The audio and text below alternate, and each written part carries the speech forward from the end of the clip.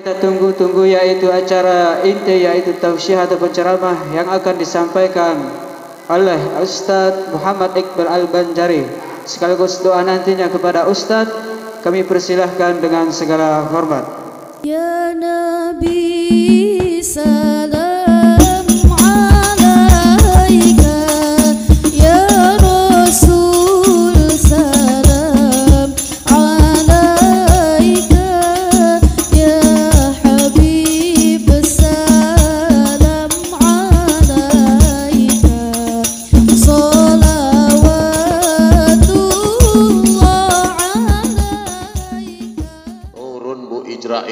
dirombak wajahnya itu, nggak pakai operasi plastik, tapi gagah nggak karu-karuan.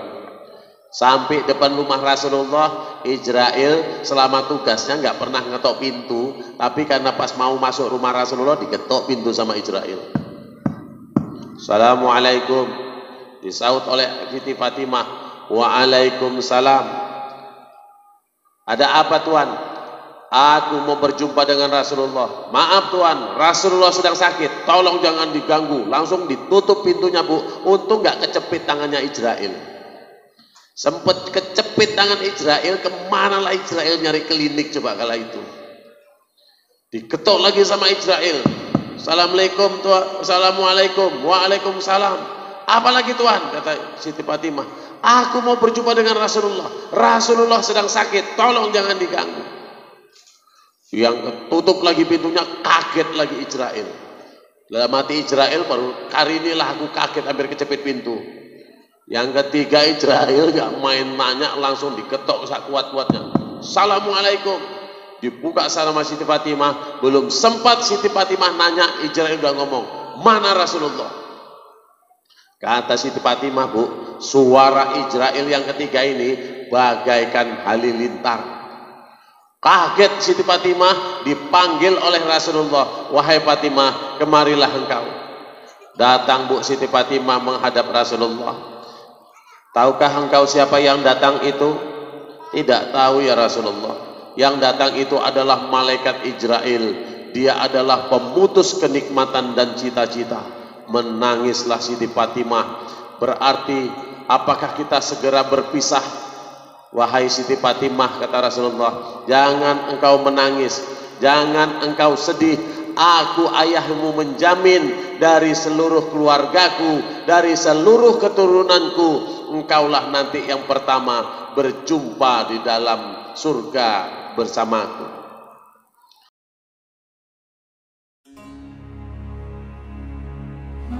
Bismillahirrahmanirrahim. Assalamualaikum warahmatullahi wabarakatuh.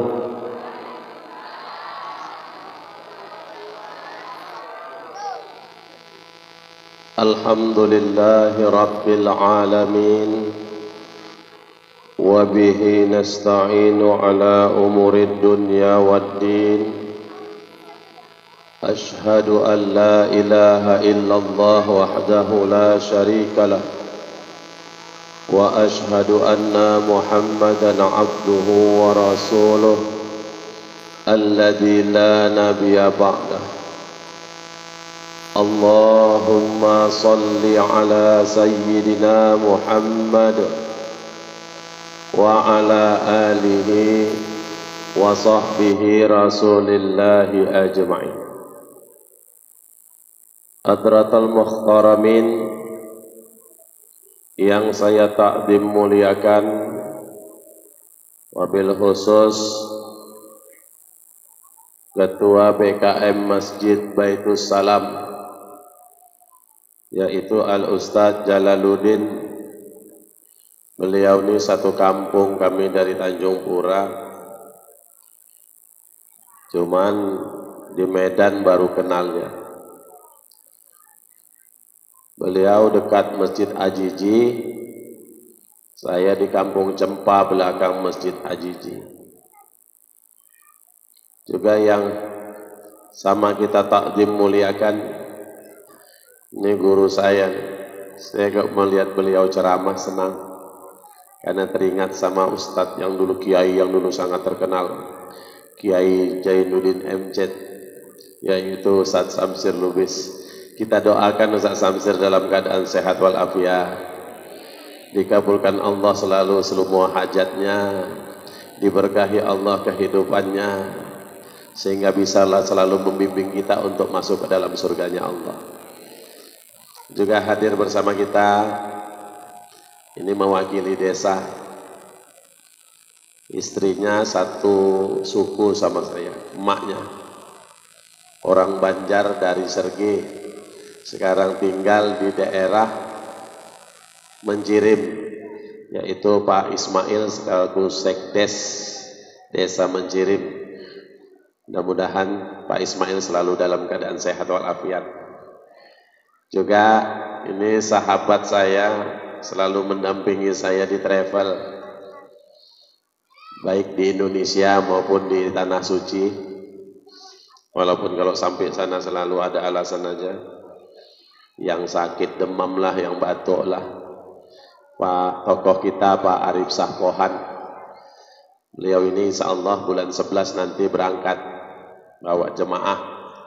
Yang pengen sama Ustaz Arif sama Pak Arif nanti bulan 11 berangkat di tanggal 17 November, tanggal 20 November. Dan doakan saya, insya Allah saya berangkat bulan Oktober ini bawa jemaah lagi di tanggal 28 Desember, 28 Oktober, karena aplusan sama Pak Arif. Juga yang saya takzim muliakan hadir bersama ini dulu sering gabung, sekarang udah pindah kemari menjadi BKM Masjid Istiqomah Baitur Rahmah, yaitu Pak Anto. Wajahnya tidak asing nih Pak.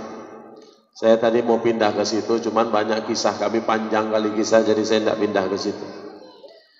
Juga hadir di belakang nih abang saya, ikut juga dari Masjid Baitur Rahmah.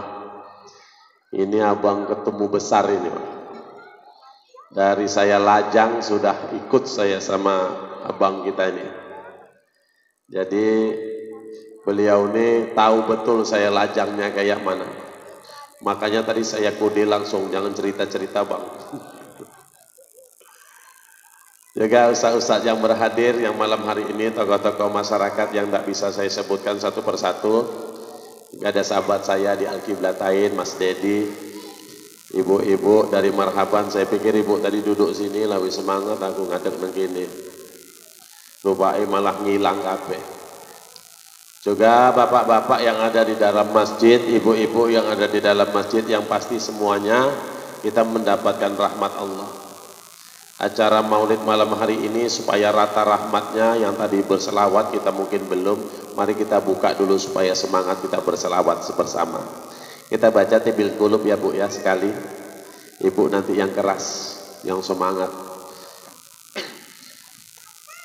Allahumma salli ala sayyidina Muhammadin tibbil qulubi wa dawaiha wa afiyatil abdani wa nuril absari wa diyaiha wa ala alihi wa sahbihi wa sallim. Alhamdulillah, mudah-mudahan selawat yang kita baca tadi menjadi sebab tercapainya cita-cita daripada panitia yang menjadi tema malam hari ini, meningkatkan mahabbah pada Rasulullah, meningkatkan kecintaan kita kepada Rasulullah. Saya tadi minta meja Bu sama kursi. Memang keadaan hari ini masih belum fit, beberapa hari yang lalu masih sakit. Jadi tapi karena menyapa saya nggak enak kalau dalam keadaan duduk. Jadi saya berdiri dulu, nanti kalau pas lemas aku duduk. Yang penting kursinya jangan dipindah-pindah, biar di situ aja. Kalau dipindah nanti nggak jadi duduk. Baik jemaah yang dimuliakan Allah, juga bangga kami dari YouTuber yang sangat tak asing bagi saya. Ternyata Rasulullah itu mengerjakan ibadah haji cuma sekali. Rasulullah itu mengerjakan ibadah haji cuma sekali. Nah, haji ini bukan masalah mampu tak mampu. Haji ini bukan masalah kaya dan miskin. Ketika Allah panggil, Allah kasih jalan, walaupun keadaannya kayak mana, insya Allah bisa sampai ke tanah suci. Ada pun orang berangkat haji, tukang sapu di Mataram sana itu cuma tukang sapu tapi berangkat haji. Tetangganya aja bingung nengok ibu itu kok bisa berangkat haji. Ibu itu sendiri pun bingung kok bisa sampai di Mekah. Tapi begitulah maunya Allah. Di Berandan tukang kusuk berangkat haji. Yang dikusuknya istri direktur Caltech. Dan stroke 2 tahun. Kemana-mana berobat gak sembuh. Ke Singapura gak sembuh. Ke Malaysia gak sembuh. Ke Penang gak sembuh. Pulang kampung dibawa ke Payabago gak sembuh juga. Cari orang pinter gak sembuh. Dapat orang pauk tambah parah gak sembuh. Terakhir jumpa sama nenek itu dikusuk 3 kali kusuk bisa jalan. Senang ibu itu. Anak-anaknya heran. Suaminya heran. Tetangganya heran. Dokternya heran. Tukang kusuk tuh nenek itu aja pun heran. Dalam hatinya batin gak iso mari lagi. Wong aku kusuk pun yo asal-asal itu. Datang ke rumah nenek itu suami istri. Alhamdulillah nenek kusuk semalam istriku bisa jalan. Bentuk kegembiraan kami berangkatkan haji nenek tahun depan. Pulang dari haji namanya haji kusuk. Allah ngasih jalan. Di Batang Serangan, Bu, ya Allah, bapak-bapak nanam kacang tanah 3 rantai, panen dijual berangkat haji. Begitu panen dijual kacangnya sak tanah-tanahnya. Berangkat. Ya kalau kacangnya aja mana cukup. Pirolah kacang 3 rantai. Sak tanah-tanahnya. Nah ibu-ibu, mudah-mudahan yang berhadir pada malam hari ini karena kecintaan kepada Rasulullah ikut selalu maulid, mudah-mudahan nanti bisa berselawat di samping makamnya Rasulullah di Raudhah. Amin ya rabbal alamin. Lalu Rasulullah itu berangkat haji. Sampai di Hudaybiyah dihadang.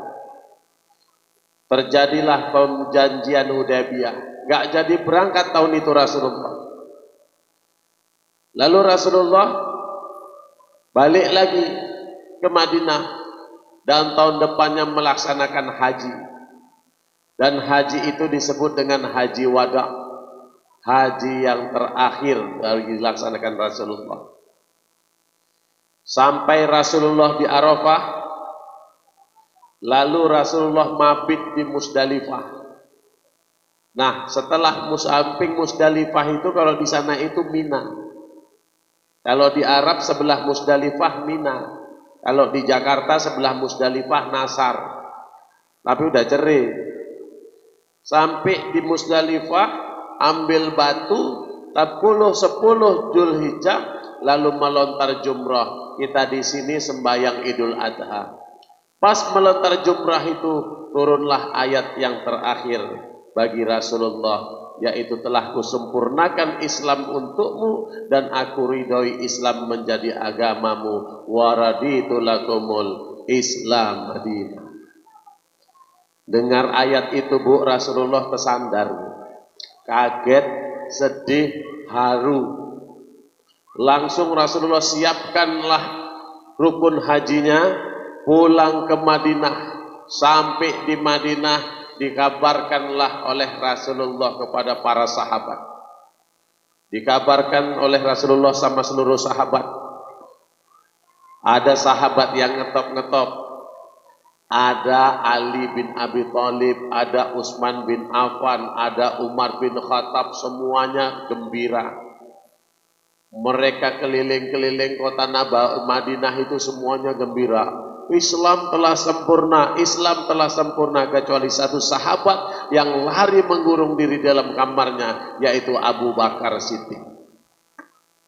Abu Bakar masuk dalam rumah, Bu, nangis. Sampai malam tetap nangis. Sampai besok terus tetap nangis. 2 hari nangis gak keluar-keluar rumah. Datang Ali bin Abi Thalib. Wahai Abu Bakar, engkau ini aneh. Islam telah sempurna, kau bukannya gembira kok malah menangis. Kata Abu Bakar, aku menangkap isyarat bahwa Islam telah sempurna, berarti tugas Rasul telah selesai dan dia akan meninggalkan kita. Ali kaget, Bu. Kaget oleh Ali.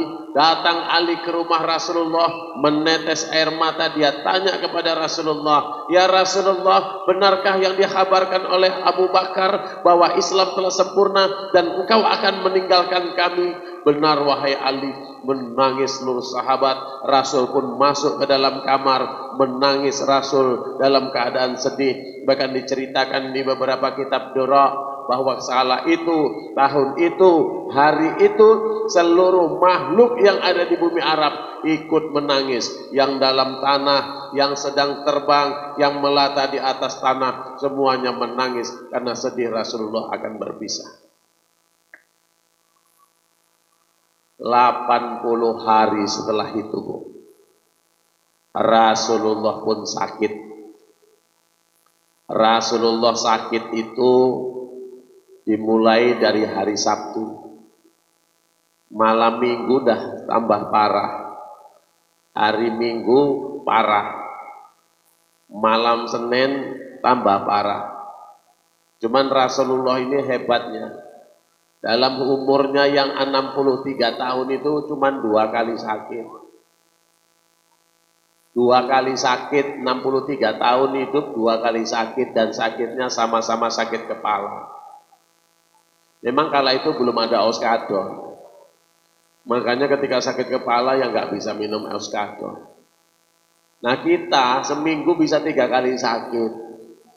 Macam-macam. Apalagi kalau diajak ngaji. Sakit. Wah besok wirid. Ya iso aku. Samuratku kumat.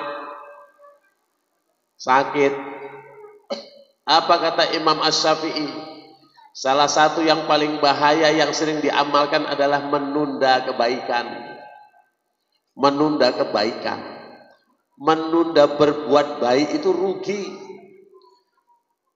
Ngajilah Kak. Kita kan udah tua-tua kayak gini kan, kalau nggak ngaji, nggak nambah ilmu nanti macam mana? Nggak iso aku. Aku tahun depan lah baru bisa ngaji. Kenapa? Aku kan lagi hamil. Repot aku kalau ngaji. Dah tahun depan ditungguin. Gimana Kak? Ngaji Kak mulai tahun ini. Gak bisa, anakku kecil. Nantilah kalau anakku udah besar, aku baru ngaji. Tahun depannya 2 tahun lagi diajak ngaji. Yuk Kak ngaji Kak, anak kakak kan udah besar. Memang betul anakku udah besar. Cuman masalahnya aku hamil lagi. Ya gak ente-ente lah. Ya gak habis-habis. Gak usah ditunda-tunda. Nah, sampailah hari Senin pagi. Dipanggil oleh Allah malaikat Ijrail. Wahai Ijrail, kau rubah penampilanmu menjadi manusia yang sangat tampan. Kau turun ke bumi, jemput ruh suci kekasihku Muhammad. Turun Bu Ijrail, dirombak wajahnya itu, nggak pakai operasi plastik, tapi gagah nggak karu-karuan.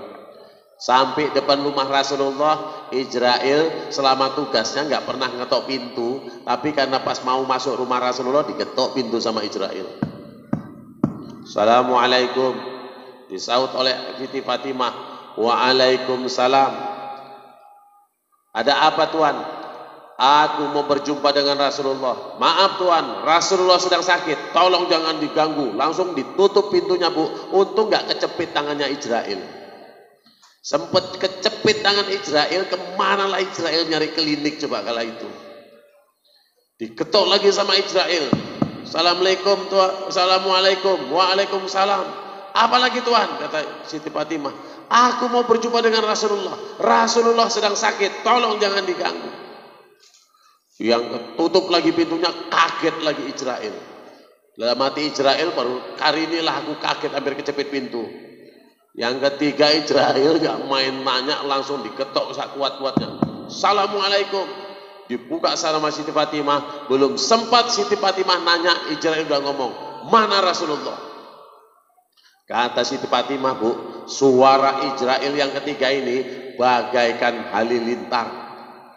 Kaget Siti Fatimah, dipanggil oleh Rasulullah. Wahai Fatimah, kemarilah engkau. Datang Bu Siti Fatimah menghadap Rasulullah. Tahukah engkau siapa yang datang itu? Tidak tahu ya Rasulullah. Yang datang itu adalah malaikat Israel. Dia adalah pemutus kenikmatan dan cita-cita. Menangislah Siti Fatimah. Berarti apakah kita segera berpisah? Wahai Siti Fatimah, kata Rasulullah, jangan engkau menangis, jangan engkau sedih. Aku ayahmu menjamin dari seluruh keluargaku, dari seluruh keturunanku, engkaulah nanti yang pertama berjumpa di dalam surga bersamaku. Jadi keturunan Rasulullah itu masuk surga, Pak. Keturunan Rasulullah itu masuk surga, Bu. Jadi kalau ada Habib, kalau ada Syaraib, deket-deketin. Mana tahu ibu kepleset ke neraka. Pleset, ibu lagi tengker sama malaikat di neraka. Malaikat, kau jangan pukul aku. Kenapa aku kok gak boleh mukul? Aku grup marhaban biar kau tahu jalan pala aku. Dulu bibirku ini bengok-bengok, tapi kata malaikat, tapi bibirmu pun lancip, nggak karu-karuan, kata malaikat. Makanya kau nyemplung neraka. Gak lama lewatlah Sabaib lewat, Syaraib lewat, ibu pun bengok kayak marhaban mau. Wah, aku nang kene wah. Turun Syaraib tuh, walah bu, makanya jangan lancip kali kalau hidup di dunia. Tengok nyemplung neraka, kowe kan wis ini tak cangking, kan lumayan Pak, dicangking masuk surga. Nah, masuklah Israel. Assalamualaikum ya Rasulullah. Waalaikumsalam Israel. Bu, yang datang minta pamit. Ada apa Israel? Aku ditugaskan Allah menjemput ruhmu yang suci. Itu pun kalau engkau mengizinkan wahai Rasulullah. Yang ditanya mau ninggal itu cuman Rasulullah. Ibu nggak usah keramahan, nggak usah ngarep. Jangan nanti Israel datang ibu sok paten, sok kenal pula itu. Assalamualaikum, waalaikumsalam Il, ya Allah Il, apa kabar Il? Mana ada cerita? Tewas langsung lah kalau kita ngek, padam. Kalau Aji main tanya-tanya ya enak kali lah Pak Jalal kita. Ibu lah kalau Israel datang main nanya, enak ibu. Assalamualaikum waalaikumsalam Il, apa kabar Il? Biasalah suruh nyambut nyawa. Alah Il, kok keter kali kau Il, habis tahun baru nggak bisa rupanya Il. Aku ikut rombongan ini biar kau tahu. Kalau Aji kayak gitu ya enak, mana ada cerita. Datanglah Israel menghampiri Rasulullah. Wahai Israel, di manakah Jibril? Jibril sedang membariskan para bidadari dan malaikat untuk menunggu kedatangan ruhmu yang suci wahai Rasulullah. Gak lama turun Jibril. Wahai Jibril, adakah berita dari Allah? Wahai Rasulullah, dari seluruh nabi, dari seluruh rasul, engkau diberikan hak memberikan syafaat kepada umat. Dari seluruh nabi, dari seluruh rasul, cuma Nabi Muhammad lah yang diberikan hak syafaat untuk diberikannya kepada umat. Lalu apalagi ya hai Jibril? Wahai Rasulullah, seluruh malaikat dan bidadari sedang berbaris menunggu kedatangan ruhmu yang suci. Lalu apalagi umatmu, seluruh umatmu walaupun umatmu umat yang terakhir, tapi mereka adalah umat yang pertama nanti masuk ke dalam surganya Allah. Kita umat terakhir, Bu, kita umat Nabi yang terakhir, tapi kita nanti pertama masuk surga. Iku pun kalau masuk, kalau nggak masuk tahankanlah masing-masing. Lalu kata Rasulullah, wahai Israel, laksanakanlah tugasmu. Israel pun mulai kerja, Bu. Ditarik ruh itu, ditarik ruh Rasulullah yang suci. Ruh itu rupanya kalau ditarik, yang pertama kosong itu telapak kaki. Makanya dulu asal orang nengok orang sakit pasti dipegang kakinya. Jadi begitu kaki itu udah kosong, dia dingin. Makanya ibu sambil duduk coba dipegang, Bu, telapak kakinya, Bu. Kalau dingin berarti nggak lama lagi. Tadi tak pegang-pegang, di situnya aku masih anget, berarti lama. Memang mati itu nggak masalah umur. Kayak saya sama Pak Arif lah. Itu kan tuaan Pak Arif. Cuman bukan berarti saya duluan. Bisa jadi Pak Arif duluan. Kita kan ikhlas saja kan. Bukan mati ini kan pasti. Saya nggak pernah memasalahkan mati kok. Mau Pak Arif duluan aku ya ikhlas. Mau aku belakangan aku ya ikhlas. Aku nggak masalah gitu loh. Karena ujung-ujungnya mati juga. Ya ikhlas, ibu mau ngelawan kayak mana, mau tetap mati. Nah lalu ditarik ruh itu sampai ke betis, sampai ke lutut, sampai ke pinggang. Ketika sampai di dada, berhenti kata Rasulullah. Wahai Israel, kayak beginikah rasa sakaratul maut? Benar wahai Rasulullah. Kalau begitu wahai Allah, aku mohon kepadamu, tumpahkan seluruh rasa sakit sakaratul maut kepadaku. Jangan engkau berikan kepada umatku. Siapa, Bu, ada yang mau kayak gitu? Sampai ketika sampai di pangkal leher, lalu Rasulullah berkata, ummati, ummati, as-salat, as-salat, an-nisa, an-nisa. Meninggal Rasulullah dengan husnul khatimah. Inilah yang membuat kita maulid, Bu. Rasulullah mau meninggal dunia masih ingat kita. Inilah yang bikin kita buat maulid. Maulid ini bukan masalah apa-apa, cuman masalah paham. Yang pahamnya tinggi buatnya pasti megah. Yang pahamnya sedang pasti buatnya sedang. Yang pahamnya rendah ya buatnya rendah. Yang nggak paham nggak usah buat. Kayak sholat, sholat itu kan masalah paham. Sholat masalah paham. Hadis masalah takbiratul ihram, mengangkat tangan itu, angkatlah tangan setentang bahu, angkatlah tangan setentang telinga. Hadisnya sama, tapi ulama memahaminya beda. Makanya sholat itu sekedar paham. Ada yang ngangkat tangan setentang bahu, memahaminya ujung jarinya setentang bahu, makanya ngangkatnya sakmene. Ada yang memahaminya angkat tangan setentang bahu, telapak tangannya setentang bahu, makanya ngangkatnya segini. Nah, ngelipatnya pun masalah paham. Karena katanya meletakkanlah, hadisnya letakkan di atas dada. Orang bingung karena dadanya itu lebar, jadi dia bingung naruhnya, masing-masing paham. Ada yang naruhnya kemari, ada yang agak kemari, ada yang agak nurun ini, ada yang ikut nyamping ini, mbok piye ceritane, masalah paham.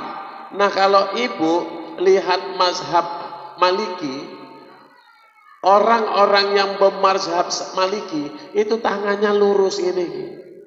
Jadi kalau di Madinah, kalau di Mekah nampak orang sholat fardu, dia dalam saf barisan, tangannya ngene-ngene, itu mazhab Maliki. Terus mau kita tempeleng tangannya, wah lipat, wah tahu kali kok nggak dilipat, ya itu urusan dia. Mereka takbir pun nggak diangkat. Kalau kita takbir intikal itu kan kita angkat, apalagi sholat jenazah 4 kali takbir 4 kali ngangkat. Kalau imamnya lupa 5 kali ya 5 kali ngangkat. Wah itu yang enggak, Allahu Akbar, ya udah tangannya diginikan aja.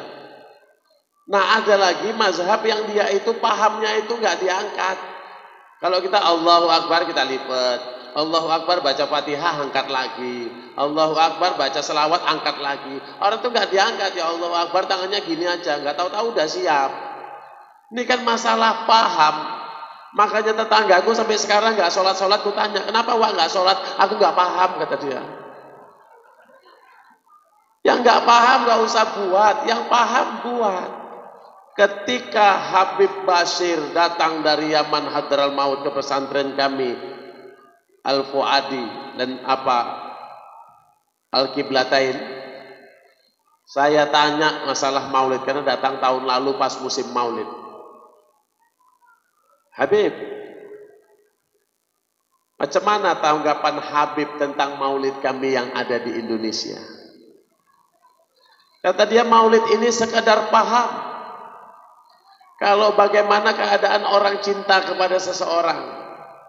Kalau orang cinta kepada seseorang, maka dia akan berbuat sebesar mana cintanya. Jadi nggak usah diribut-ributin. Yang mau buat, yang nggak mau buat ya udah. Kayak wirid diribut-ributin. Kenapa orang melihat kan kulit? Maulid ini yang dilihat kulit. Dalamnya kan indah. Ada baca Quran, ada sholawatan, ada doa, ada dibacakan hikmah, marhaban tadi, yang sampai ibu itu sampai mereng-mereng gak karu-karuan, suaranya yang tinggi kali tadi itu, aku di situ sampai jinjit-jinjit aku nahan kan, hebat itu. Kalau bapak-bapak nggak sanggup kayak gitu Bu. Kalau kami di Langkat, kalau mau marhaban itu kami senandung dulu untuk nyari suara. Memanglah enak merokok nipah, belum dihisap sudah bersampah, harganya pun lagi murah, yang menghisap orang yang susah.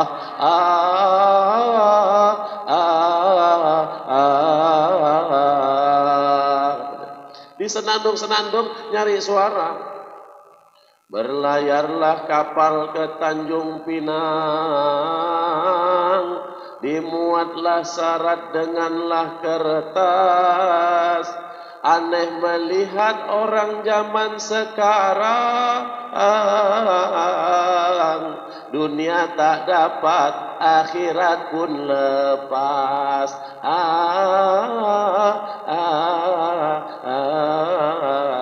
Supaya dapat timbangannya. Kalau ibu-ibu kan modelnya kayak sawan mik, begitu jumpa mik langsung ditarik. Tapi memang suaranya tinggi ya sampai. Kalau kami sama Ustaz Samsir ya terkincit-kincit gak karu-karuan lah. Wirid itu coba lah, kan indah dalamnya Bu. Wirid itu coba, ada baca Quran, ada zikir, walaupun zikirnya kadang-kadang nggak sampai ke hati. Nah mulai malam hari ini zikir itu kalau bisa ditambah Bu sampai ke hati. Kenapa? Ketika nanti bibir terkunci, sudah mendekati sakaratul maut, tapi hati masih bisa berzikir, dibiasain. Tapi zikir kita kan latihan di wiridnya zikir mulut. Ya campur-campur merepet kadang-kadang. Karena orang zikir di wirid itu modelnya 3 macam Bu. Yang pertama zikir itu modelnya lok jamoy. La ilaha illallah, la ilaha illallah. Mampuslah setengah papat nggak siap-siap. La ilaha illallah. Aku jijik kalau wak darsi kayak ngono gawa panjang kali. La ilaha illallah. Bagus wak martem pendek jikiri. La ilaha illallah. Mana jemuran tuh gak gua angkat tadi kalau hujan mampus lah ini. La ilaha illallah. Eneng sing jikir gelut karo anake eneng. La ilaha illallah, la ilaha illallah. Jangan bising, malu mama tengok mama. La ilaha illallah. Makanya mama kau ngajak kau ribut kali. La ilaha illallah. Jumat muka nggak usah ikut kok kapok gue. La ilaha illallah. Kok dibilangin melawan aja sama kayak bapakmu. La ilaha illallah. Bapaknya pun masuk situ. Wirid, zikir yang itu. Tapi alhamdulillah kok itu juga kok pahalanya. Entuk karena kasihan malaikat loh ini. Ada yang modelnya itu loh, modelnya itu kayaknya khusuk, merem gitu, kaku, tak pikir stroke, rupanya jikir. Tapi tempatnya salah dan jadi masalah. Dekat pintu dapur kok merem. La ilaha illallah, la ilaha illallah. Di dapur orang mecahin kerupuk, digesernya kupingnya sedikit. Kerpak kerpuk. Oh, lontong sate. La ilaha illallah, la ilaha illallah. Lontong sate iki. Rupanya disiram kuahnya. Oh, mie rebus, salah tebak aku mie rebus. La ilaha illallah. Cemana mau. Tapi jadilah ya kan, jadi bang di rumah ngerumpi kan bagusan jikiran wirid. Ada doa di wirid itu coba. Ada yang ninggal kita takziah, ada yang pindah kita kasih uang kenang-kenangan, ada yang sakit kita jenguk. Ibu lah kalau sakit, kawan wirid datang, sakit kita bu 50% sembuh. Kawan datang, cuman tengok juga datangnya bawa apa enggak. Kalau enggak membawa tambah parah sakit kita. Karena gulanya entek, malah ngomong enggak karu-karuan. Wis ngono bali ini malah jimuke bunga pula, iku bungane cantik ya Bu. Awas sampai denger-denger iya dipeti kabeh gundul terakhir besok ninggal awak ini. Ya tapi masa sak wiritan nengok kawan sakit kok enggak bawa ya lucu. Tapi itulah indahnya wirid Bu. Itu pun disalah-salahkan. Kalau ada yang sakit kan datang. Coba kalau nggak wirid kita nggak tahu kalau kawan sakit. Kalau wirid kita kan tahu kalau kawan sakit. Assalamualaikum ketua, waalaikumsalam. Tidak tahu ketua kabar apa? Wak mince. Kenapa wak mince? Sakit ketua. Ya Allah udah 5 hari di rumah sakit. Parah kali ketua. Sakit apa? Ya Allah komplikasi ketua, ngeri kali. Apa aja? Gula sama panu ketua. Sebenarnya yang parah yang mana? Gulanya apa panunya? Gulanya. Jadi panunya ngapain kau bilang-bilang? Supaya tambah serem sakitnya gitu loh ketua. Ya ketua pun ngumumkan ibu-ibu, ini baru dapat kabar. Kalau Wak Mince sakit. Katanya kena saraf kecepit, gula-gulanya pun kecepit, sakit gulanya kumat. Masuk rumah sakit Putri Bidadari. Cemana kita tengok? Ya tengoklah ketua, lucu lah kalau kawan sakit nggak ditengok. Tapi kan nggak mungkin semua ketua. Siapa yang lapang waktu besok Jumat, kita Sabtu kita kumpul, pergilah berapa orang. Udahlah kami aja kak pergi 5 orang. Cemana kita pergi? Kau jangan bilang pergi 5 orang, pakai mobilku. Iya memang pakai mobilmu, sing nyetir sopo lanangmu kerja. Anakku kan ada. Ya udah kalau anakmu yang bawa jadi minyaknya macam mana? Ya pakai utek lah. Masa udah mobilku minyaknya aku juga. Ya minyaknya urunan lah dari uang kas. Kau pun tahu kali. Nah udahlah kita pikirlah nanti minyaknya urunan kita dari uang kas. Orang cuma kebinji aja kok ngisi-ngisi minyak. Udah pikir 5 orang. Sampai Diski kok berantem. Yang 5 ini berantem sampai Diski Bu. Belum sampai rumah sakit. Pas di Tebuan sini lewat jalan Jati yang satu usul. Kak, gak mungkin lah kita nengok orang sakit cuma ngasih duit gitu aja, gak ada tenteng-tentengan yang mana enak. Jadi maksudmu macam mana? Ya beli buah lah kak, kita ada tentengan gitu, masuk rumah sakit ini agak keren gitu, mana tahu ada orang YouTube nanti di situ masuk TV kita delok gitu nampak bawa tentengan rumah sakit itu nggak bawa apa-apa. Ya udah kita beli buah, tapi buah apa? Aku usul kak boleh belikan salak aja kak. Itulah pauknya kau kata yang satu. Kok kakak marah sama aku ya kau paut, ya itu udah kebebelan 3 hari. Kau malah mau ngasih salak. Ya kan aku nggak tahu kak. Ya kalau kayak gitu cemana kalau kita berikan jeruk. Nah kamu berarti nggak kenal sama Wak Mince, dia punya lambung pauk, nggak bisa dikasih jeruk. Ya aku kan nggak tahu kalau gitu macam mana kalau kita belikan buah pir.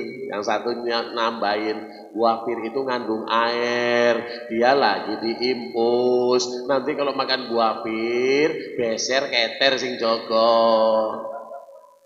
Udahlah gini aja kita belikan buah anggur aja lah, sepakat aja kita belikan buah anggur. Nggak bisa loh Wak, dia itu nggak pernah makan buah enak, nanti kaget ninggal misen. Terakhir orang ini Bu beli ke toko buku beli gambar buah-buahan. Tapi kan indah Bu, wirid itu indah. Nah, kembali kepada Rasulullah. Rasulullah itu Bu, 63 tahun hidup, meninggal husnul khotimah, sukses cerita kehidupannya. Itu yang mau kita tiru dari mencintai Rasulullah. Macam mana kita nanti meninggal, tapi kita sukses dalam kehidupan ini.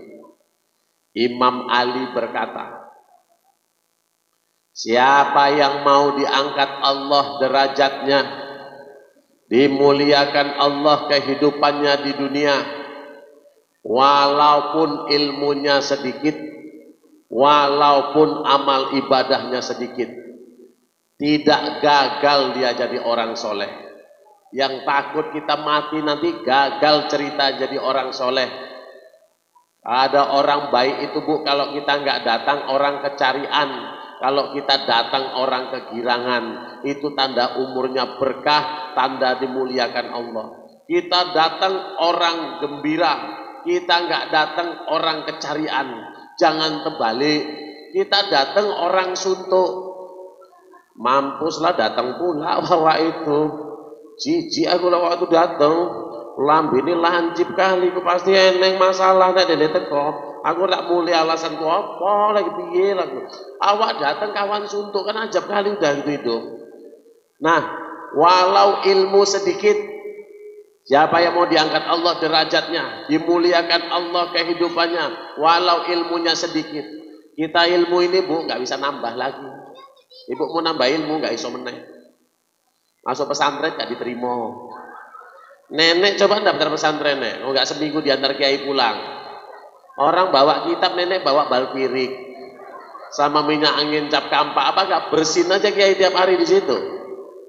Kita mau nambah ilmu udah berat Bu, ibu mau belajar apa lagi? Kita ngamalkan yang ada aja syukur. Umur kayak kita ini mau nambahin ilmu, pret, wong wirid 16 tahun kok nggak hafal Asmaul Husna, nggak hafal kok. Al-Malikul Qudus Salamu, tangannya yang ini Mu'minul Muhaiminul Azizul Jabbar, tengahnya ke Pak tengahnya. Al-Mutakabbiru ujungnya basir wis. Ngapal itu aja nggak hafal kok.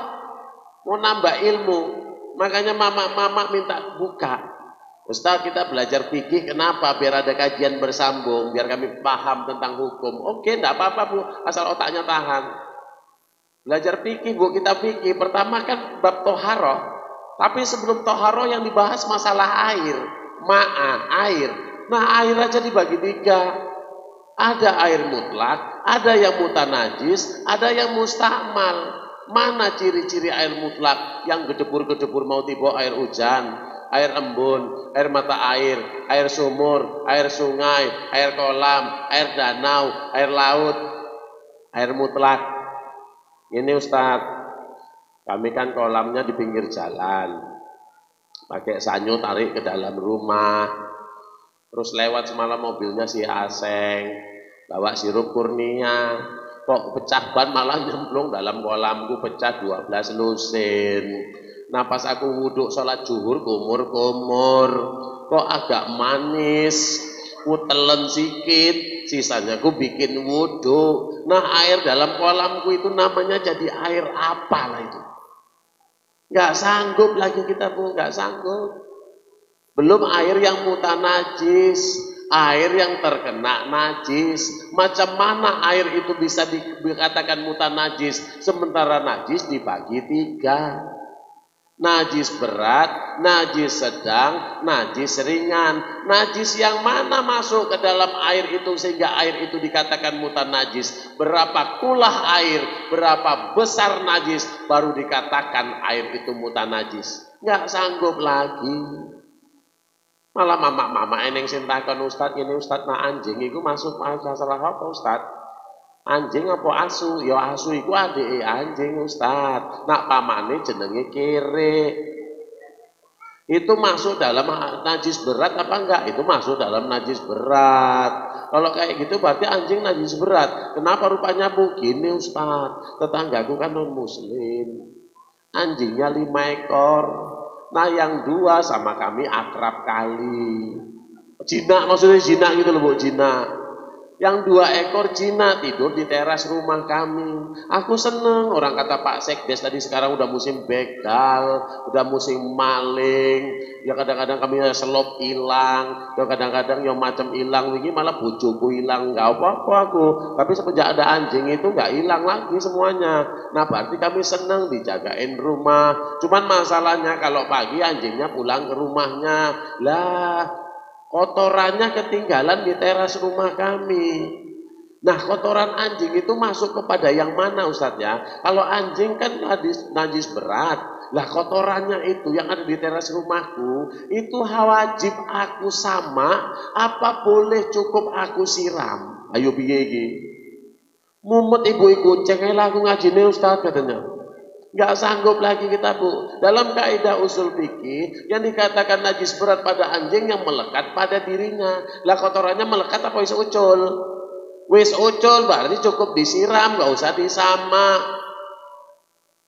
Nggak sanggup lagi kita Bu mau belajar kayak gitu. Makanya syukur aja datang-datang maulid dapat fadilah aja syukurlah. Ngaji kita datang menghadiri pengajian, duduk di pengajian satu bab yang dibahas, bagaikan sholat 100 rakaat. Ulama mengatakan 1000 rakaat. Kapan ibu mau sanggup sholat 100 rakaat? Uang terawih sing 23 pindah ibu sing 11 kok. Gak sanggup kita Bu. Makanya pas kata Imam Ali, siapa yang mau diangkat Allah derajatnya, dimuliakan Allah kehidupannya di dunia, walau ilmunya sedikit. Terus ada yang nanya, Ustadz, kalau yang dalam laut semuanya itu apa? Halal. Halal. Loh kalau aku cetuk sama anjing laut tuh sama apa enggak? Enggak usah ibu sama. Bahkan anjing laut itu halal dimakan. Kalau buaya laut Ustadz, aku mau cerita buaya segan Ustadz Samsir karena nyeritain kita gitu loh. Nah terus kan di laut itu ada penyu Ustaz. Kalau penyu itu macam mana pembahasannya? Penyu itu binatang laut tapi dia diharamkan. Kenapa diharamkan? Karena dia memiliki insang sekaligus memiliki katup paru-paru. Berarti digolongkan hidup di 2 alam. Terus ngene Ustaz, penyunya itu nggak apa-apa. Masalahnya endoknya penyu itu halal apa haram. Nah yang jadi masalah penyunya haram, endoknya halal. Macam mana kaidah telur penyu kok bisa pula halal sementara pabriknya haram? Menentukan telur itu haram sama enggak haram bukan masalah dari binatangnya. Kalau binatangnya digolongkan binatang najis seperti anjing saendok-endoknya haram. Tapi kalau binatang yang tidak digolongkan najis dilihat sifat telurnya. Kalau putihnya sama kuningnya seimbang dia boleh dimakan. Telur cicak banyakan putih, nggak eneng kuningnya, makanya nggak boleh dimakan, diharamkan. Nah pulang nanti Bu periksalah telur semua yang ada di rumah supaya ibu tahu telur itu halal apa nggak halal. Mumet kan belajar itu nggak sanggup lagi kita Bu. Nah asal ada telur pokoknya asal jumpa telur ibu mulai hari ini pecahin aja, tengok banyak kuningnya apa putihnya. Asal jumpa telur pecahin. Yo sing ngamuk siapa aku nggak ngerti pokoknya kayak ngono ceritane pikir. Nah belum lagi air yang mustakmal dan mumet kepala kita Pak nggak sanggup. Makanya saya katakan sama ibu-ibu beruntunglah kita kalimat Imam Ali. Siapa yang mau diangkat Allah derajatnya, dimuliakan Allah kehidupannya di dunia. Walaupun ilmunya sedikit, walaupun amal ibadahnya sedikit, cerita amal tambah parah. Ibu mau jikir sekarang adalah setel, mau jikir 1000, baru dapat 80 tasbih jatuh. La ilaha illallah al-malikul haqul mubin Muhammadur Rasulullah Sadiqul wa'adil amin. Baru dapat 80 tasbih tiba. Jika sama itu aku harus kuat 160 dapatnya ences-encesnya pun jatuh. Udah nggak kuat lagi kita mau beramal Bu. Lihat nanti dalam riwayat Imam Ahmad bin Hambal dia itu setiap malam 300 rakaat sholatnya. Ibnu Abbas Yang kalau pergi umroh ataupun haji yang ada jalan-jalan ziarah ke Taif, itu akan singgah di Masjid Ibnu Abbas. Di situ ada makam Ibnu Abbas. Ibnu Abbas itu tinggal bersama Rasulullah 10 tahun. Setiap malam Ibnu Abbas itu 1000 kali sujud. Kita nggak usah kan ngerjakan, mikirnya aja nggak sanggup kita. Nah Imam Malik Bu, 43 tahun nggak tidur malam kecuali rindu sama Rasulullah. Nggak sanggup kita, cerita amal nggak sanggup. Kita sholat tasbih, hai ketiduran kok. Subhanallah walhamdulillah wala ilaha illallah Allahu akbar wis piro lagi 8 apa 7 cuma subhanallah walhamdulillah mampus lah kalau ngono lah Allah sebenarnya aku baca Allahu akbar orang enggak pakai imam kok orang salatnya masing-masing suka-suka hati aku Allahu akbar subhanallah walhamdulillah wala ilaha illallah Allahu akbar subhanallah walhamdulillah wala ilaha illallah. Kalau buku baca 3 pun orang tuh enggak tahu dibaca 3 kali kalau deh ini. Enggak namanya enggak sholat tasbih 300 kali tasbih dia 150 aja. Lu 150 sisuk, nggak sanggup itu. Ibnu Abbas Bu, kuat amalnya. Ciri-ciri orang yang kuat amalnya itu seluruh makhluk tunduk sama dia. Kalau makhluk tunduk sama dia, amal ibadahnya kuat. Kita tes aja lah, orang sholat aja kita tengok lah. Kita sholat sama kiai. Kiai sholat satu baris sama kiai. Saya kan di pesantren. Usman Syarif rumah di pesantren Usman Syarif. Kalau pesantren saya di Jalan Banten, pesantren Fuadi Yusuf Al-Qiblatain. Kalau malam saya jaga malam situ, itu Mas Dedi itu kawan jaga malam pas. Setiap malam Rabu giliran sama beliau saya jaga malam. Saya suka sama beliau itu karena beliau sama hantu nggak takut. Tapi ke kamar mandi minta kawani. Nah, sholat sama kiai. Kita kenyamuan, nah kiai kok nggak dicakot-cakotin nyamuk. Tunduk semua makhluk tunduk. Imam Malik Bu, apa aja yang ditengok sama Imam Malik tunduk. Itu kalau amal kuat. Makanya kalau ada orang anak-anak sakit bawa sama orang tua, dimbus sama dia bisa sembuh, berarti amalnya kuat. Assalamualaikum waalaikumsalam. Apa? Anakku nangis Wah. Beberapa malam, 3 malam wah kayak gini aja. Aku bukan nggak ikhlas, tapi aku yang nggak tahan juga kalau kayak gini tiap malam kayak gini dari jam 11 sampai subuh nangis saja. Laki kau mana? Laki kan tahu kan dia mana mau dia nolongin aku jijik. Kalau udah lakiku itu semalam aku doakan juga supaya sambar petir malah nggak disambar petir pula itu lakiku itu. Ya udah lawa nggak usah bahas lakiku kita cerita anakku aja. Kok sini anakmu kalau kayak gitu ceritanya. Mari ambil air putih 1 gelas, celupkan jari manis tangan kanannya. Celup jari manis tangan kanannya, harus sampai ke baris ini. Bacakan Fatihah sama wawa itu airnya. Dibaca Fatihah, setelah ghairil maghdubi alaihim waladdallin amin. Habis itu tarik napas yang panjang. Baca bismillah, 1 napas sama nama anak yang mau kita bacakan, kita mintakan berkah itu tadi. 1 napas. Misalnya namanya itu Krisdayanti, misalnya gitu, misalnya Bismillahirrahmanirrahim Krisdayanti, 1 napas, sudah, embus. Nah ini bawa pulang, nanti 1/4 kau sapukan, kau minumkan sama anakmu.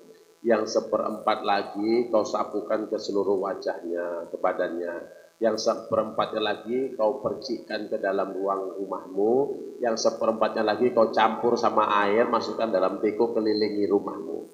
Mudah-mudahan berkah izin Allah nanti anakmu itu tenang. Pulang, makasih ya Wak.